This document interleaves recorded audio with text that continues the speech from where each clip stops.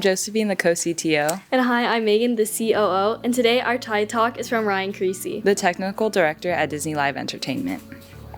Thanks. Thanks so much for the welcome. Yeah, really glad to be here to talk to you today about a little bit about me, my career, and then, open up for questions. So we'll jump right into it. I'll tell you a little bit about where I work, Disney Live Entertainment. I'm sure most of you probably heard of the Disneyland Resort. So most of you probably heard of the Disneyland Resort, but you probably haven't heard of Disney Live Entertainment. So Disney Live Entertainment is an organization at Disney that focuses on designing, developing, and producing all the entertainment offerings you see at Disney parks. So if you think of a parade, fireworks show, a stage show at Disneyland, those are all produced by folks at Disney Live Entertainment. And we have all sorts of different designers and creatives that work with us, including choreographers, music directors, producers. But I work mostly on the technical side of our shows. So as a technical director, I work with all of the technical designers from audio, lighting, video, and show control, and all the other effects that make up the technical side of a show to create that design and then implement the design through our installation and programming, and then handing that project over to the folks at the Disneyland Resort. And we'll go into a little more detail on one or two of the projects later on. I want to talk a little bit about Tide. These are actually values that we use at Disney Live Entertainment every day. So I just want to talk a little bit about how those work into my job. Obviously, technology, it's right in my job title. I work with entertainment technology every day, but outside of that, I'm using technology in my project management role as a technical director, from using collaborative tools like Teams to all sorts of new technology that allows us to more efficiently do our job on the desk side. On the innovation side, we're constantly creating these new shows, some of which are quite novel. Sometimes it's an effect in a show that's novel. And so you'll see when I talk later on about Shadow of Memory, there's a hologram effect that we developed that's super innovative. It's really cool.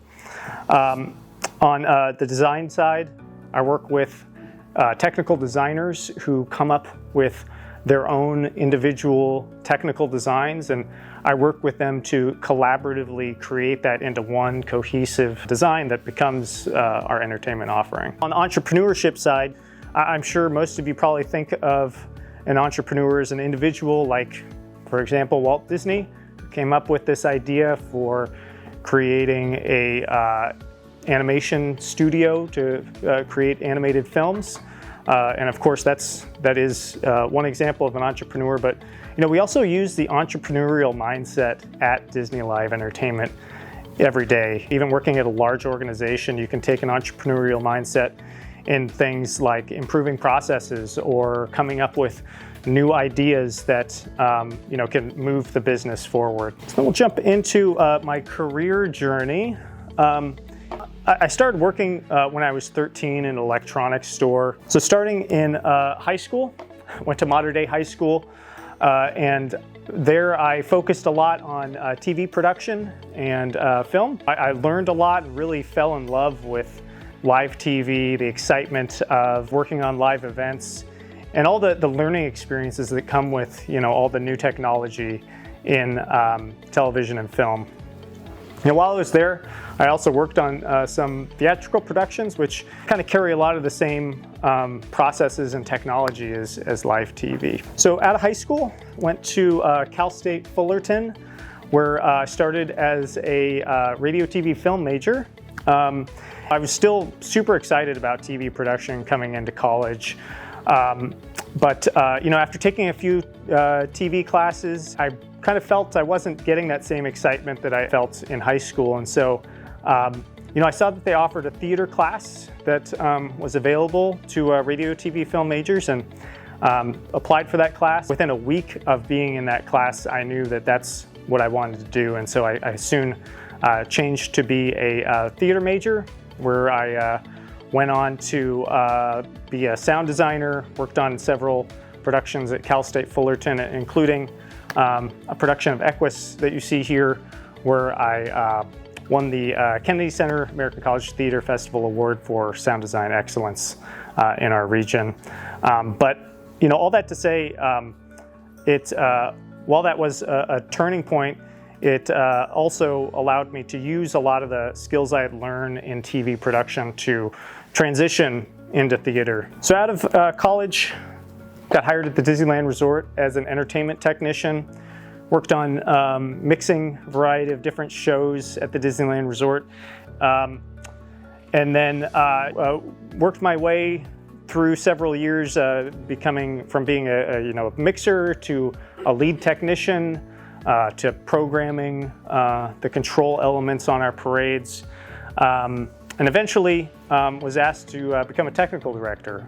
And at that point, I transitioned into a role where I was focusing more on project management and got to work on a ton of fun projects, including going out to Hong Kong Disneyland to upgrade their park-wide entertainment control system that controls the parades that you see in the parks. Coming out of the pandemic, entertainment scaled back all over the world, and so I transitioned into a role at a company called Electrosonic. And Electrosonic is a company that focuses on AV implementations for interactive experiences.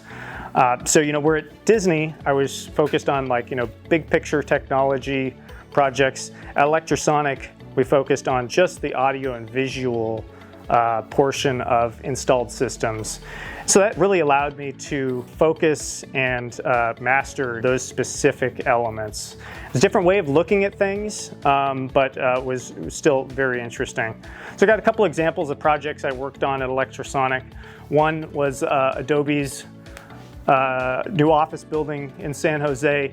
We installed these massive LED screens you can kind of see on here.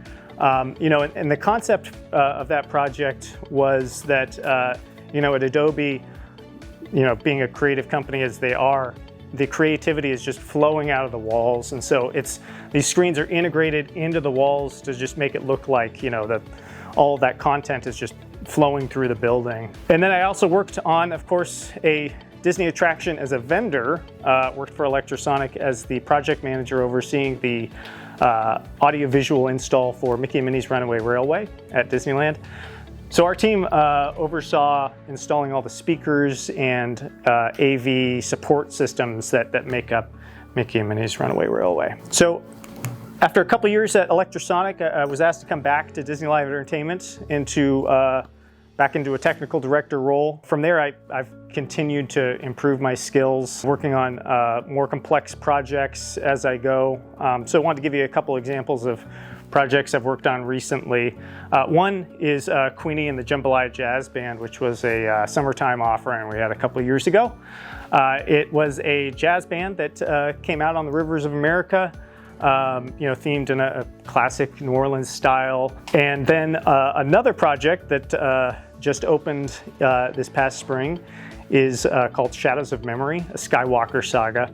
This is a nighttime projection experience in Star Wars Galaxy's Edge where the mountains of Batuu turn into this impressive projection experience where you're taken into all these different scenes from the Star Wars Skywalker saga.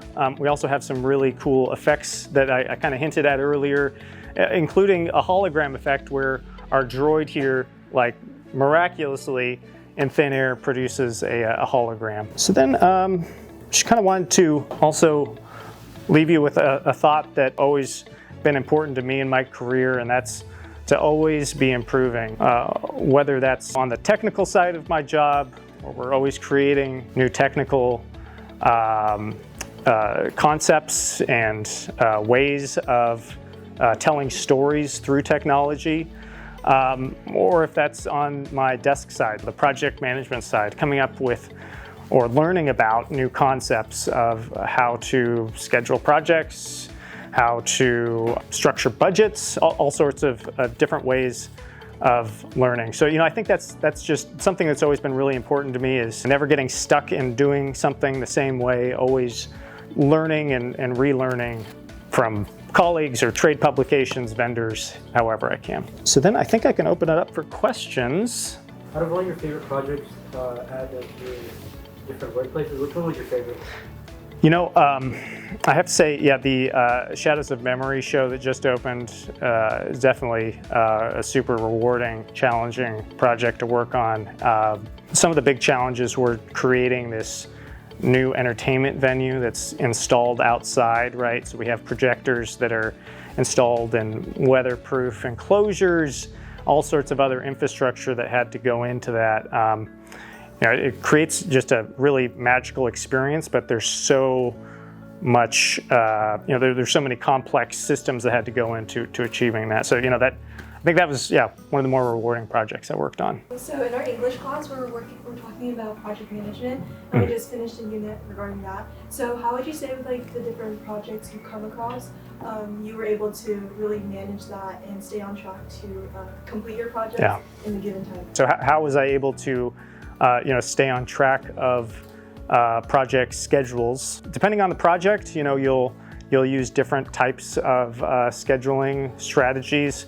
But I'll give you an example of that Shadows of Memory project. We knew that we had a hard opening date that was March 28th, 2025. To achieve that project, we took a strategy of doing a poll planning session, which is where we looked at that opening date and then worked backwards from the opening date sequentially through what we have to do. So we knew it would open on the 28th, and we'd have to have 2 weeks of rehearsals and 5 weeks of programming, 6 weeks of installation, et cetera, all the way back to the kickoff date. And when you're looking at it from that perspective, it gives you a little bit of flexibility, knowing that we're here today, here's the finish date, and how do we make it work within that that time frame.